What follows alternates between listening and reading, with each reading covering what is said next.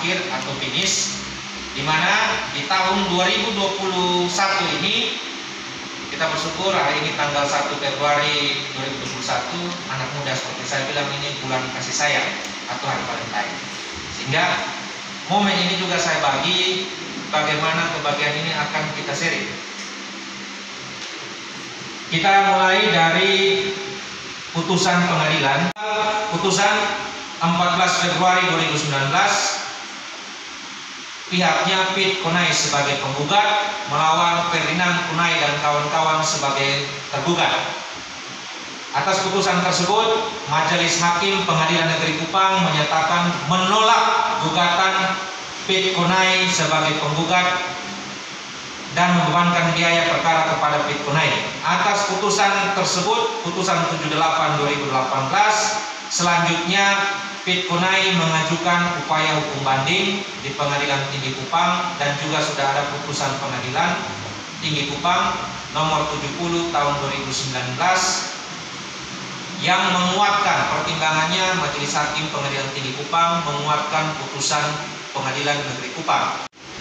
Mereka ajukan kasasi, dalam hal ini Pit Konai dan kuasanya mengajukan kasasi ke Mahkamah Agung, dan sudah ada putusan terakhir, putusan nomor 1505K/PDT/2020, yang mana putusan tersebut sudah diputus sejak tanggal 17 Juni 2020 dan baru dapat di Kupang pemberitahuan kepada para pihak, baik pihak penggugat, pembanding, pemohon kasasi, dan kita selaku tergugat, terbanding, tergugat kasasi sampai di Kupang tanggal 19 Januari 2021.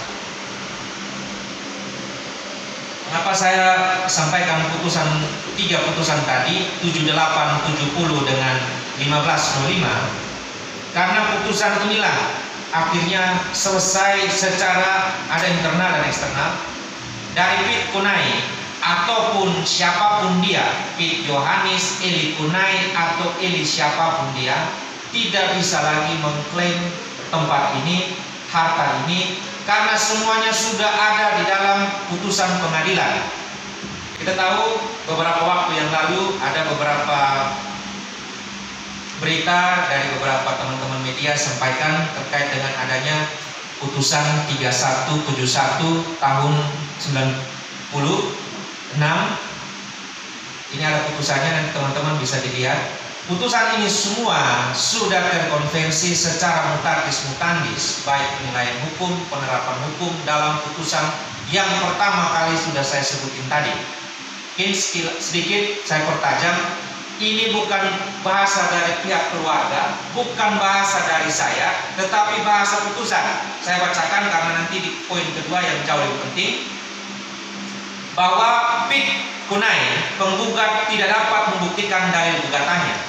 Sebaliknya, tergugat dapat membuktikan dalil sengkalanya bahwa penetapan eksekusi Ketua Pengadilan Negeri Kupang tanggal 5 Maret 96 nomor 8/PDT/PEN/EKS/1951 dan berita acara eksekusi nomor 8/BA.PDT/1951/PEN Kupang tanggal 15 Maret 96 adalah pelaksanaan eksekusi terhadap putusan yang telah berkekuatan hukum tetap, yaitu putusan nomor 8/1951 tanggal 25 Mei 1951 junto putusan pengadilan tingkat banding Gubernur Sunda Kecil nomor 19/1952 tanggal 28 Agustus 1952, dikuatkan putusan Mahkamah Agung dalam kasasi nomor 63-K/PDT/1953 tanggal 31 Agustus 1955, di mana telah diputuskan bahwa Bartolomeus Konai tidak berhak atas objek yang merupakan milik Yohanis Konai, sehingga oleh karena penggugat adalah ahli waris dari almarhum Bartolomeus Konai tidak berhak pula atas objek sengketa. Maka eksekusi sesuai berita acara eksekusi nomor 8/BA.PDT.G/1951/PN Kupang tanggal 15 Maret 96 junto penetapan Ketua Pengadilan Negeri Kupang tanggal 5 Maret 1996 nomor 8/PDT/PEN/EKS/1951/PN Kupang adalah sah dan berharga. Putusan yang menjadi dasar selama ini dari Piet Konai untuk ke masyarakat di luar sana adalah yang ini, yang mana dia sendiri menggugat dan kalah. Putusan ini semuanya ada secara lengkap di dalam putusan Pengadilan Negeri Kupang. Di dalam pertimbangan hukumnya di situ sudah sangat jelas, teman-teman bisa baca, dan nanti ini akan dibagikan di foto saja supaya bisa membaca. Ada yang mengklaim dasarnya apa? Bukan kata saya, bukan kata keluarga, tapi kita orang hukum bicara putusan. Sekali lagi, bicara putusan yang sudah jelas, tidak dapat diartikan lain. Sehingga perjalanan panjang yang tadi di awal saya katakan telah selesai. Yang kedua, ini yang paling penting saya jelasin, bahwa kita menghimbau untuk seluruh masyarakat Kota Kupang, Nusa Tenggara Timur, atau siapapun yang dalam hal ini pernah mendapatkan alasan pelepasan akta jual beli atau apapun itu bentuknya dari pihak yang bernama Piet Konai, Peter Yohanis, atau Eli Konai, untuk segera koreksi dalam jangka waktu 1 bulan ke depan. Kenapa? Karena setelah proses masa waktu kami dari keluarga penting, mereka sudah salah langkah dan sudah terjadi tidak bisa diulang. Oleh karena itu, kedepannya kami juga akan membuka posko yang mana di rumah ini dari pihak masyarakat yang sudah membeli atau sudah terlanjur membayar bisa segera datang untuk membawa dokumen dan bukti-buktinya. Salah satu ahli waris pengganti dari Esa Konai. Jadi apa yang sudah dijelaskan oleh tadi kuasa hukum kami, Pak Francisco Bernardo Besi. Nah, mungkin proses hukumnya secara yuridis apa yang disampaikan Pak Sisko mungkin tidak lari jauh dari apa yang akan saya sampaikan pada siang hari ini.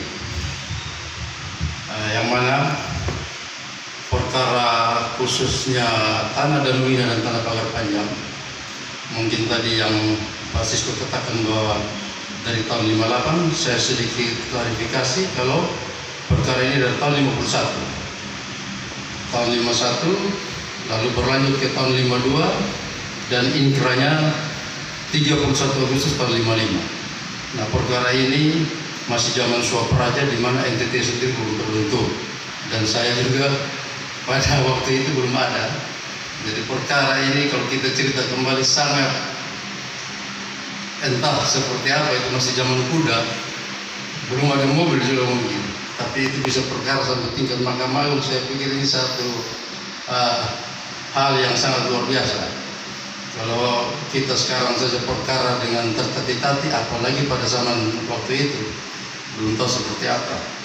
Nah, jadi ini perkara ini rentetannya sampai dengan ada juga perkara 65, di mana rentetan perkara dari perkara nomor 8 tahun 51 adalah finishnya di putusan 65 tahun 93. Dari putusan itu maka Piet Konai, lalu ada keluarga Kolo, Samadara, Pemda, keluarga Moi, Isliko dan lain-lain itu adalah sebagai pihak tereksekusi dari OBG ini. Lalu terjadi perkara lagi yang 3171 itu yang inkranya 18 Juni tahun 96, sehingga objek lagi yang disebut dengan tanah pagar panjang itu dieksekusi 8 September tahun 97. Nah, eksekusi itu adalah eksekusi putusan 3171 yang rentetannya korelasinya dengan perkara nomor 8 tahun 51, di mana Piet Konai dan Bartolomeus mengaku sebagai ahli waris, sudah tereksekusi dengan putusan 3171, tetapi mungkin dalam putusan tersebut kami khususnya Esa Konai adalah turunan dari Henry Konai, dan Peter bersama Bartolomeus adalah keturunan dari Betty Bako Konai, yang mungkin teman-teman media sudah berulang kali baca di media medsos ya, paling banyak mereka muncul di medsos, sehingga mungkin pada siang hari ini lewat klarifikasi ini saya undang semua biar lebih tahu asal muasal perkara ini, lalu rentetan putusannya, di mana objek yang sudah tereksekusi atau sudah dieksekusi oleh Pengadilan Negeri Kupang, itu di mana perdatanya kalau kita terapkan dalam pidana, apabila seseorang dieksekusi mati berarti mati, tidak bisa bangun lagi. Perdata pun demikian. Nah, maka dengan perkara nomor 78 yang tadi barusan Pak Sisko jelaskan, lalu ada dikuatkan oleh putusan PT nomor 70 3 Juni tahun 2019, lalu dikuatkan lagi oleh putusan 1505K garing PDT garing 2020 tanggal 17 Juni tahun 2020, yang putusan ini kita baru terima tanggal 17 Januari 2021 dari Pengadilan Negeri Kupang. Sehingga putusan ini, amar putusan bahkan pertimbangan hakim mengatakan bahwa Bartolomeus adalah orang yang tidak berhak atas objek tanah dan tanah pagar panjang. Jadi di mana Bartolomeus adalah Pit Konai, di mana Pit Konai adalah Elimelek Konai. Jadi saya katakan bahwa dengan putusan ini sudah final, persoalan sudah selesai. Jadi ada hal-hal yang menyangkut di medsos itu, mungkin hari ini saya jawab dengan klarifikasi ini agar mungkin kawan-kawan semua dengan berita ini naik, ya, silakan, mungkin ada hak jawab atau mungkin ada yang mau klarifikasi, silakan. Tapi dengan putusan ini supaya jangan ada penyimpangan, kami ahli waris mohon supaya siapapun yang mempunyai hak jawab agar bisa konfirmasi dengan kami keluarga. Nah, mungkin hal ini saya sampaikan dan terima kasih. 15 Maret tahun 96 di Danau Ina dan 8 September tahun 97 sudah ada resume dari Pengadilan Negeri Kupang bahwa objek tanah kona ini adalah 3 objek. Satu tanah pantai wisata pasar ikan itu kurang lebih 18 hektar. Lalu yang objek kedua adalah tanah Danau Ina, ada 100 hektar, dan khusus tanah pagar panjang itu 250 hektar. Jadi kalau kita jumlahkan semua itu ada sekitar 368 hektar kurang lebih. Nah, jadi kalau tadi bicara soal luas tanah dan ada pertanyaan bahwa berapa banyak orang di atas objek, nah kita kembali kepada berita acara eksekusi. Kedua objek ini 15 Maret tahun 96 dan 8 September 97 untuk tanah pagar panjang. Ini bunyi berita acara ini hampir sama bunyinya. Karena begini, penguasaan fisik objek pada saat itu adalah Pemda Kabupaten Kupang, di mana Pemda sendiri mendapat hak dari Bartolomeus Konai dan Pit Konai. Nah, jadi kalau kita hanya dengar versi media, bisa berbeda dengan waktu pada saat kita baca putusan. Karena setelah Pit Konai menyerahkan tanah kepada Pemda, karena tidak ada bukti-bukti yang sah, maka Pemda menganggap Peter sebagai penggarap tanah, bukan tuan tanah. Maka ada ganti rugi kepada Pit Konai, tapi ganti rugi imbalan jasa garapan. Sehingga pada saat objek ini tereksekusi oleh Pengadilan Negeri Kupang, di sini tertulis, ini mohon maaf, ini berita acara eksekusi ini secara perdata adalah akte vandading, di mana akte vandading ini sudah merupakan satu undang-undang. Ini mohon maaf ya, saya kasih contoh satu undang-undang gini. Kita katakan orang bodoh atau orang tidak sekolah atau tidak mengerti hukum, ya toh? Tetapi di mana undang-undang yang namanya pemerintah membuat. Selamat malam teman-teman media. Kita menanggapi konferensi pers dari Bapak Martin Konai bersama kuasa hukumnya terkait dengan jadi sebagai kuasa hukum dari Bapak Yedi Konai, sampai saat ini belum ada putusan untuk menggugurkan yang namanya putusan 3171 tahun 1996, yang dimana putusan ini sifatnya deklaratory, atau putusan ini menerangkan atau menetapkan, bukan putusan eksekusi.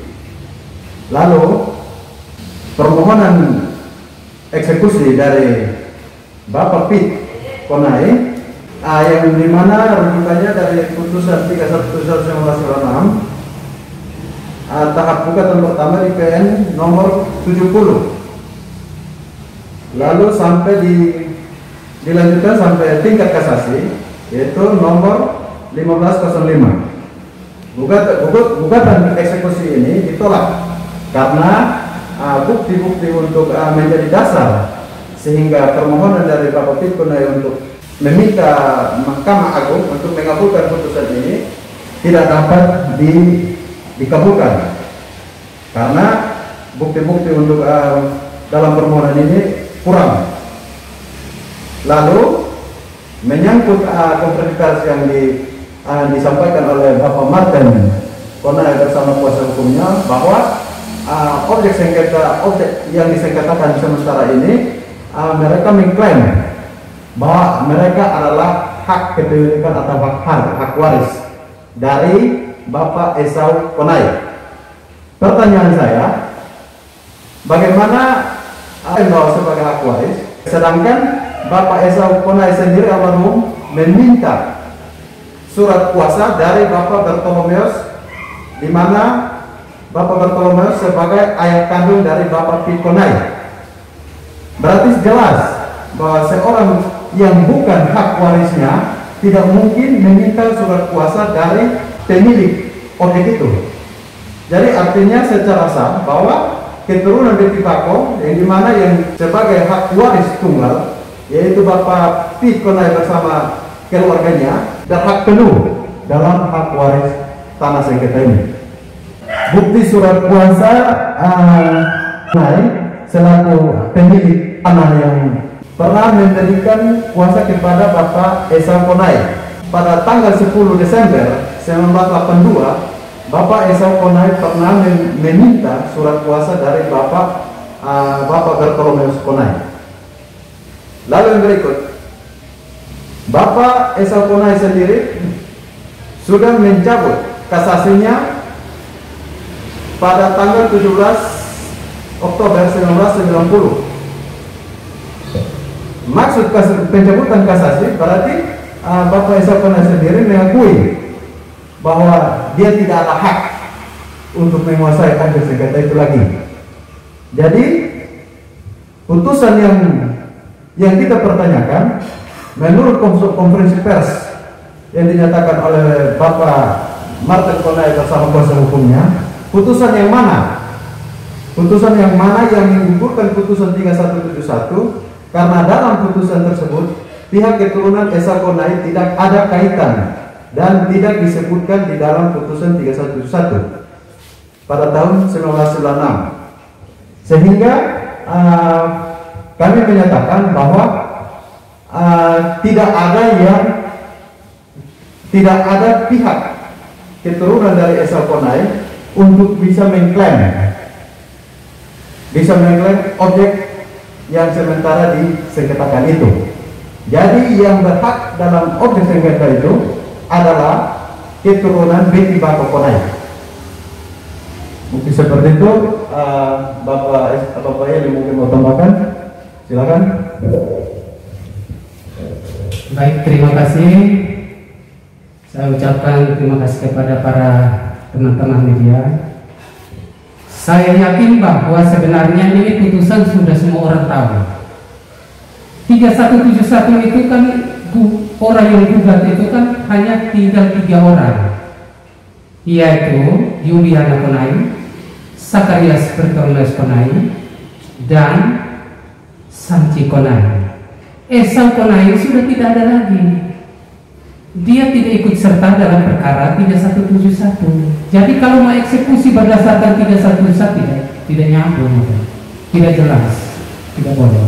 Jadi saya mau katakan kepada semua bahwa ke depan tidak boleh ada yang menguasai fisik. Karena yang sekarang ini yang diperkarakan dari pengadilan negeri, pengadilan tinggi sampai MA itu, kemudian semuanya ditolak karena Bapak Pi belum dapat memberikan bukti-bukti yang lengkap.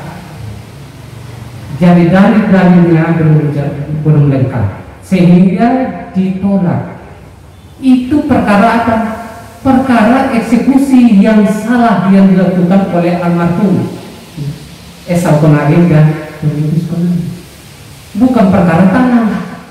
Jadi kalau kita salah kaprah, kita semua akan jatuh, kita tertipu dan lain-lain sebagainya. Jadi begini, sesuai dengan silsilah keturunan besar keluarga Beti Bako Konae itu, Beti Bako Konae kan punya 3 anak. Yang pertama adalah Henry, kedua Abraham, ketiga Daniel. Daniel melahirkan sama Nikolas. Nikolas melahirkan sama Daniel, Yakub dan Elisabeth. Kemudian dari Daniel melahirkan yang namanya Bartolomeus Konae. Dari Bartolomeus Konae melahirkan Pi Konae. Kemudian kalau dari Henry melahirkan sama Gradus, Paulus dan Yohanes. Dan anak perempuannya itu termasuk Maria Konae, Henrina dan yang satu lagi yang saya lupa sedikit. Tapi ada semua di dalam silsilah keturunan besar keluarga Beti Bako Konae. Kemudian dari Bartolomeus melahirkan namanya Maria itu, ya, Maria Konae menikah dengan Filipus Anim. Kemudian Filipus Anim hanya melahirkan, Maria menikah dengan Filipus Anim melahirkan 1 anak perempuan, yaitu namanya Victoria Anim. Victoria Anim anak tunggal. Kemudian Maria Konae berhubungan gelap dengan Urbanus Nelo. Kemudian Urbanus Nelo melahirkan yang namanya Yohanes. Karena Yohanes ini tidak bisa dinyatakan sebagai turunan lurus dari Nelo atau anak hasil gelap, maka dia pakai Konae. Dipakai Konae, kemudian melahirkan Esau, ayah daripada Domingus Konae dengan kakak adiknya. Nah, pertanyaannya bagaimana dia bisa menguasai tanah leluhur Beti Bako Konae? Sementara dia saja sudah mundur dari Mahkamah Agung dan dia tidak mengakui Beti Bako sebagai pewaris dari tanah Konae. Nah, saudara, kalau saya mau katakan putusan ini banyak putusan yang berperkara perdata pidana ujung-ujungnya adalah 3171. Yang mana 3171 ini adalah kesimpulan dari semua perkara dari tahun 1951, 53, 55 dan akhirnya sampai kepada perkara yang lain-lain. Yang mana dikatakan bahwa eksekusi itu sudah sah. Tidak bisa begitu.